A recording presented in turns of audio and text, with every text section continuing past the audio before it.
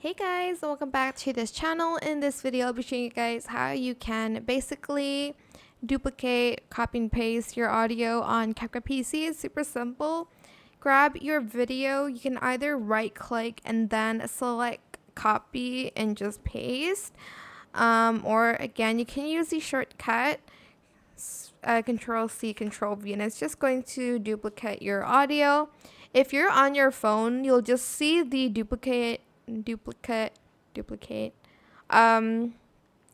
on your phone.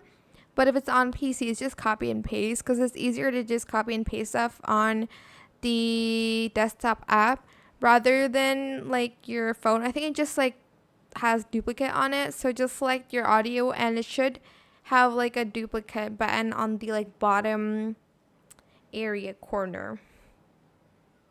That part. That is it for this video. I hope it was helpful for you guys. Don't forget to like, comment, share. Also subscribe to this channel if you haven't done that already. If you have any more questions about this video, just leave it in the comment section down below. Try my best to answer them all for you guys.